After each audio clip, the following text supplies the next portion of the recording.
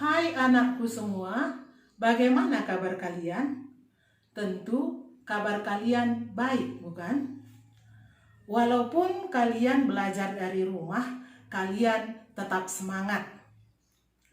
Dan jumpa lagi kita dengan pelajaran prakarya.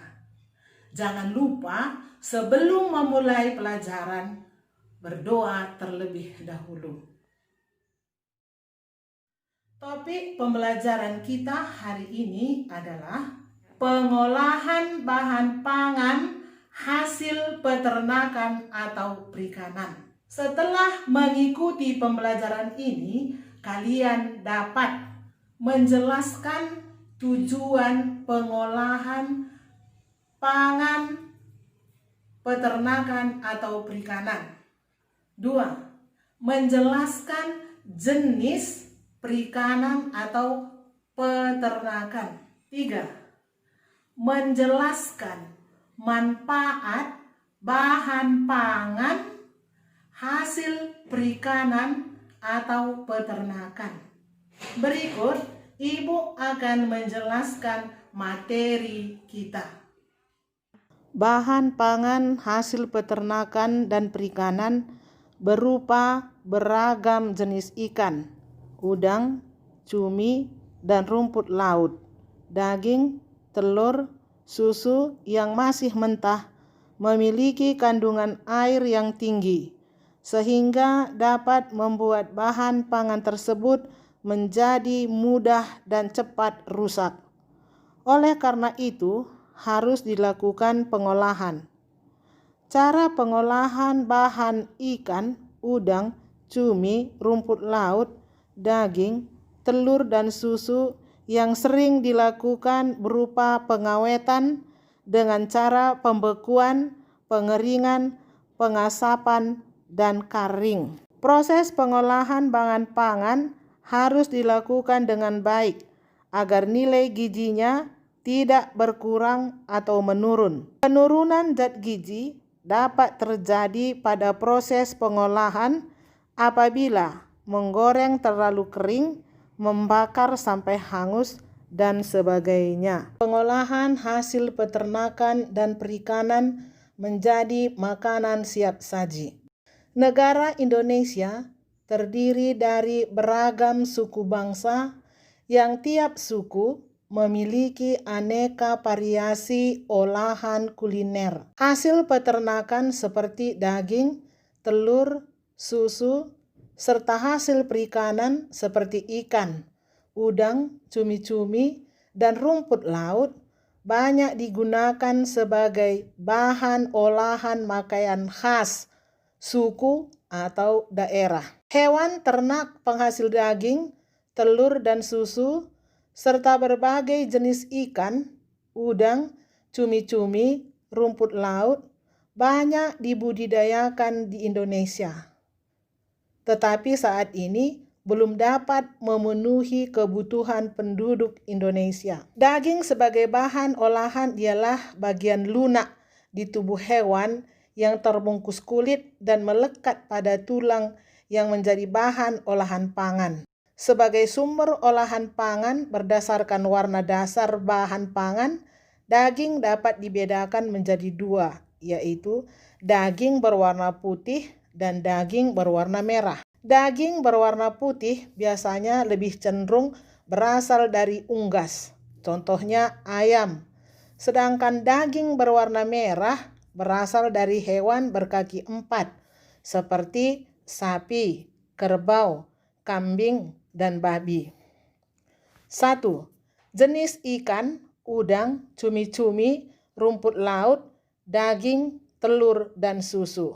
Hasil peternakan dan perikanan banyak sekali jenisnya. Seperti A. Ikan. Ikan yang banyak hidup Indonesia berdasarkan ekologinya terbagi menjadi 3, yaitu 1. Ikan perairan tawar. Ikan perairan tawar adalah ikan yang menghabiskan sebagian atau seluruh hidupnya di air tawar. A. Ikan lele. Ikan lele adalah jenis ikan yang hidup di air tawar. Contoh hasil pengolahan ikan lele berupa pecel lele, abon lele, keripik kulit lele, lele asap, dan sebagainya. Ikan mas. Ikan mas adalah ikan air tawar yang bernilai ekonomis tinggi dan sudah tersebar luas di Indonesia. Ikan mas dapat dibuat aneka masakan seperti pepes ikan mas dan posmol ikan mas. C. Ikan bawal. Ikan bawal adalah ikan berbadan pipih dan berenang secara berkelompok. Contoh hasil pengolahan ikan bawal berupa bawal asam manis dan ikan bawal bakar. 2. Ikan perairan payau. Ikan perairan payau adalah ikan yang hidupnya di perairan payau. Perairan payau merupakan percampuran antara perairan tawar dan perairan laut. A. Ikan bandeng. Ikan bandeng merupakan ikan yang habitat aslinya di laut. Hasil olahan yang terkenal dari ikan bandeng adalah bandeng presto, yaitu ikan bandeng yang dimasak dengan cara dikukus atau direbus dengan tekanan tinggi, sehingga durinya menjadi lunak. B. Ikan kakap. Ikan kakap ada yang berwarna putih dan ada yang berwarna merah. Ikan kakap merupakan ikan yang banyak digunakan dalam pembuatan olahan ikan frozen food seperti otak-otak, siomay, kaki naga, dan nugget. 3. Ikan perairan laut. Ikan perairan laut adalah ikan yang hidup di laut. Jenis-jenis ikan laut yang sering dikonsumsi adalah A. Ikan tuna. Ikan tuna adalah ikan perenang. Pernah diukur mencapai 77 km per jam. Hasil olahan ikan tuna berupa filet ikan, stik tuna, pengalengan ikan tuna, dan sebagainya. B. Ikan tenggiri. Ikan tenggiri memiliki tubuh memanjang dan pipih. Hasil olahan dari ikan tenggiri berupa siomay, kerupuk, bakso, pempek, dan sebagainya. C. Ikan kembung. Ikan kembung termasuk ikan kecil yang memiliki nilai ekonomis cukup baik. Ikan kembung memiliki warna biru kehijauan di bagian atas dan bagian bawah berwarna putih dan kekuningan. D. Udang. Udang adalah binatang yang hidup di perairan. Udang dapat ditemukan di hampir semua genangan air yang berukuran besar. Udang memiliki jenis yang sangat banyak. Di antaranya 1. Udang jerbung. 2. Udang flower. 3. Udang windu. 4. Udang cokong. 5. Udang dogol. 6. Udang kucing. 7. Udang barong. 8. Udang rebon. E. Cumi-cumi. Cumi-cumi adalah kelompok hewan jenis moluska yang hidup di laut. Cumi-cumi kaya akan kalsium dan protein serta rendah energi. Ikan cumi-cumi memiliki 3 macam, yaitu 1. Cumi-cumi sotong, 2. Cumi-cumi karang, 3. Cumi-cumi belak kutak. F. Rumput laut.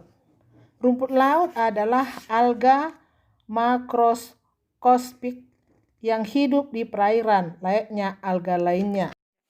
Demikianlah penjelasan Ibu tentang materi kita.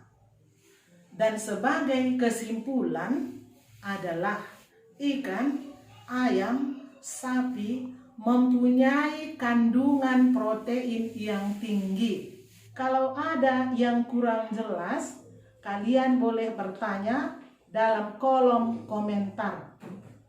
Terima kasih.